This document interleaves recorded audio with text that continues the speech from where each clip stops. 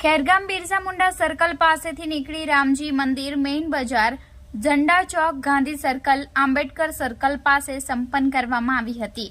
દેશભક્તિ ગીત સાંસ્કૃતિક વેશભૂષા સાથે ભવ્ય ત્રિરંગા યાત્રા નીકળી હતી। નરેન્દ્ર મોદીના માર્ગદર્શન હેઠળ રાષ્ટ્રીય ધ્વજના સન્માનમાં હર ઘર ત્રિરંગાનું રાષ્ટ્રીય વ્યાપી અભિયાન હાથ ધરાયું છે, જેને અનુલક્ષીને હર ઘર ત્રિરંગા યાત્રામાં નાગરિકો સહિત બાળકો જોડાઈને નગરવાસીઓને દેશભક્તિના એક અનોખા અંદાજથી પરિચિત કરાવ્યા હતા। જેમાં આ ભવ્ય ત્રિરંગા યાત્રામાં ત્રિરંગાની યાત્રા ભારત માતાના નારાઓ સાથે સ્વતંત્રતા સેનાનીઓની વેશભૂષા ધારણ કરેલા બાળકો તેમજ પોલીસ કર્મીઓમાં ભારે ઉત્સાહ જોવા મળ્યો હતો।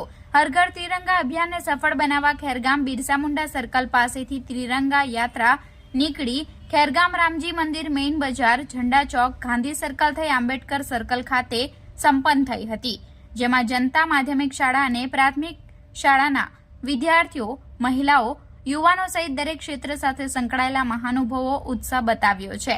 ત્યારે સૌ નગરવાસીઓ જાણે દેશભક્તિના રંગમાં રંગાઈ ગયું હોય તેવો નજારો જોવા મળ્યો હતો, જેનો મુખ્ય હેતુ લોકોમાં રાષ્ટ્રીય પ્રેમ અને એકતાની ભાવના જાગૃત કરવાનો છે।